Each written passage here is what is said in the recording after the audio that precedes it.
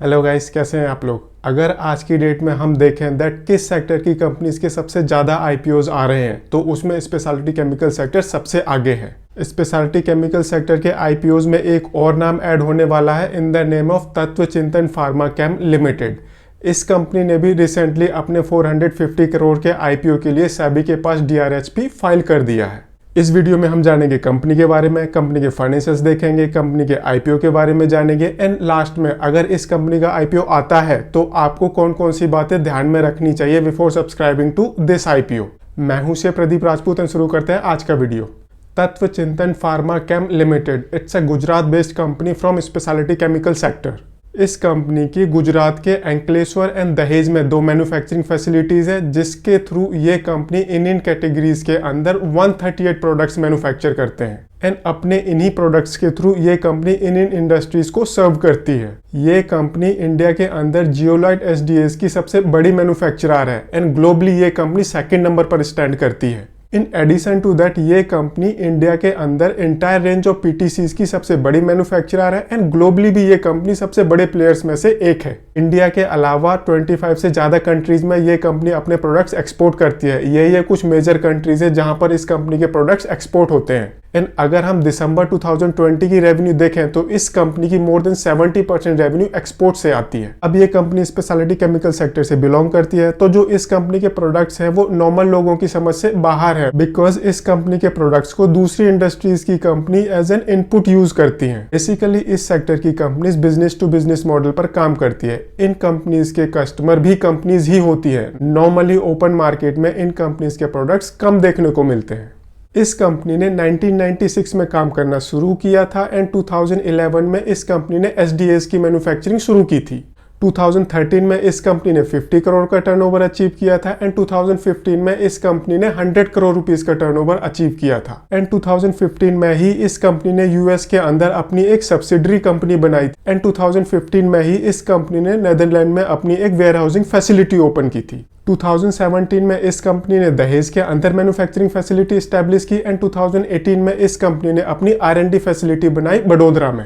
2019 में इस कंपनी ने यूरोप के अंदर अपनी एक सब्सिडरी कंपनी बनाई एंड 2020 में इस कंपनी ने 200 करोड़ रुपीस का टर्नओवर अचीव किया एंड ग्रोइंग डिमांड की वजह से इस कंपनी ने 2020 में अपनी दहेज की मैन्युफैक्चरिंग फैसिलिटी को एक्सपेंड किया एंड 2021 में इस कंपनी ने सेबी के पास अपने 450 करोड़ रुपीस के आईपीओ के लिए डीआरएचपी फाइल कर दिया। नाउ 450 करोड़ रुपीस में से 225 करोड़ रुपीस कंपनी के पास आएंगे एंड रिमेनिंग पैसे जाएंगे कंपनी के एग्जिस्टिंग शेयर होल्डर्स के पास। जो पैसे कंपनी के पास आएंगे उनको ये कंपनी यूज करेगी अपनी मैन्युफैक्चरिंग फैसिलिटी को एक्सपेंड करने के लिए एंड अपनी R&D फैसिलिटी को रिवैम्प करने के लिए एंड रिमेनिंग अमाउंट को कंपनी यूज करेगी अपनी जनरल कॉर्पोरेट पर्पसेस के लिए। इन शॉर्ट जो भी आईपीओ के पैसे कंपनी के पास आएंगे उनको कंपनी यूज करेगी अपनी फ्यूचर अर्निंग कैपेसिटी बढ़ाने के लिए which is a positive for this company.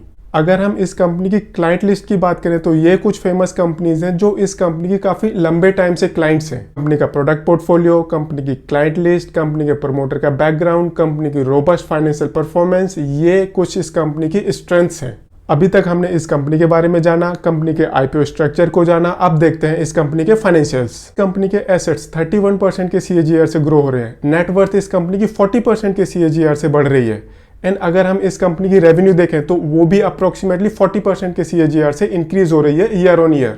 Operating margins and net profit margins इस कंपनी के कंटिन्यूसली बढ़ते जा रहे हैं। अगर हम इस कंपनी के प्रॉफिट की बात करें तो इस कंपनी का प्रॉफिट 80% के हेल्दी सीएजीआर से ग्रो हो रहा है year on year. Cash flow wise इस कंपनी का cash generation from operating activities हर साल पॉजिटिव है एंड ये कंटिन्यूसली बढ़ता जा रहा है एंड इस कैश जनरेशन को कंपनी यूज कर रही है अपनी डेट्स की रीपेमेंट के लिए या फिर अपनी कैपिटल एक्सपेंशन की रिक्वायरमेंट को फुलफिल करने के लिए। ये इस कंपनी के फाइनेंशियल्स थे जो रोबस्ट फाइनेंशियल परफॉर्मेंस शो करते हैं। अभी तक हमने कंपनी के बारे में जाना, कंपनी के आईपीओ स्ट्रक्चर के बारे में जाना, कंपनी के फाइनेंशियल्स देखे। अब देखते हैं इस कंपनी के कॉम्पिटिटर्स। अगर आपके कॉम्पिटिटर आपसे 4-5 गुना या 10 गुना या 20 गुना ज्यादा बड़ा है तो वो कंपैरिजन नहीं कहलाता। अपने डीआरएचपी में इस कंपनी ने इन कंपनीज को अपना कॉम्पिटिटर रिकॉग्नाइज किया है।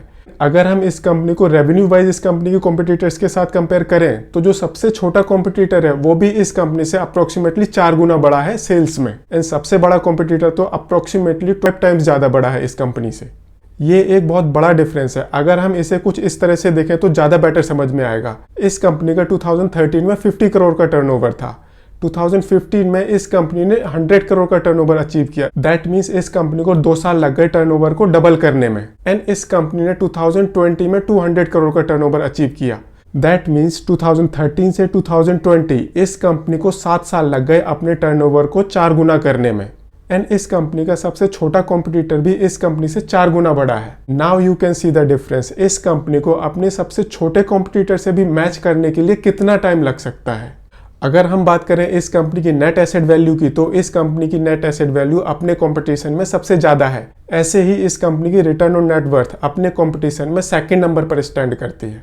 बेसिकली ये इस कंपनी की पोजीशन है अपने कंपटीशन में। ये कंपनी अपने कंपटीशन में काफ़ी छोटी कंपनी है। नाउ अगर इस कंपनी का आईपीओ आता है तो क्या आपको इस कंपनी के आईपीओ को सब्सक्राइब करना चाहिए या नहीं। इस कंपनी के आईपीओ को सब्सक्राइब करना या नहीं करना ये आपका पर्सनल डिसीजन है। And please contact your investment advisor before subscribing to the IPO of this company. But इस कंपनी के आईपीओ को सब्सक्राइब करने से पहले आपको कुछ बातें ध्यान में रखनी चाहिए, जैसे कि नंबर 1 इस कंपनी का साइज। अपने कॉम्पिटिशन में ये कंपनी काफी छोटी कंपनी है। ये इस कंपनी के लिए पॉजिटिव भी है एंड नेगेटिव भी है। पॉजिटिव इसलिए बिकॉज ये कंपनी काफी छोटी कंपनी है, इस वजह से इस कंपनी ग्रोथ अपॉर्चुनिटीज काफी ज्यादा है।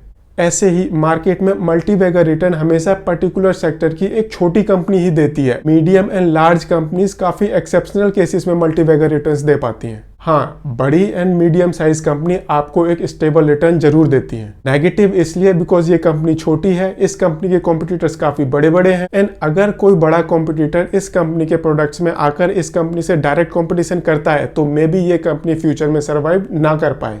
बट अगेन इस कंपनी की एक्सपर्टाइज काफी बड़ा रोल प्ले करेगा अगर कोई बड़ी कंपनी इस कंपनी के कंपटीशन में आती है तो। दूसरा बड़ा फैक्टर है इस कंपनी का प्रोडक्ट पोर्टफोलियो। कुछ प्रोडक्ट्स में ये कंपनी इंडिया की सबसे बड़ी प्लेयर है एंड ग्लोबली ये सबसे बड़े प्लेयर्स में से एक है। ये इस कंपनी को एक एडवांटेजियस पोजीशन में जरूर खड़ा कर देता है। तीसरा बड़ा पॉइंट है इस कंपनी के अगेंस्ट चल रही लिटिगेशंस। अगर हम इस कंपनी का DRHP देखें तो ये कंपनी उन फ्यू कंपनीज में से है जिनके अगेंस्ट बहुत कम लिटिगेशंस चल रही होती हैं। Last but not the least, future of speciality chemical companies. हम जानते हैं that globally China speciality chemical sector में सबसे बड़ा प्लेयर है, but recently due to strict environmental norms in China काफ़ी सारी चाइनीज कंपनीज ने इंडियन कंपनीज को अपना मार्केट शेयर लूज किया है। बट आज नहीं तो कल those Chinese company will come after these Indian companies to gain their lost market share. ये एक छोटा सा वीडियो था about Tattva Chintan pharma chem limited. अगर वीडियो पसंद आए तो इसे लाइक शेयर जरूर करें एंड चैनल को सब्सक्राइब करें। Thank you.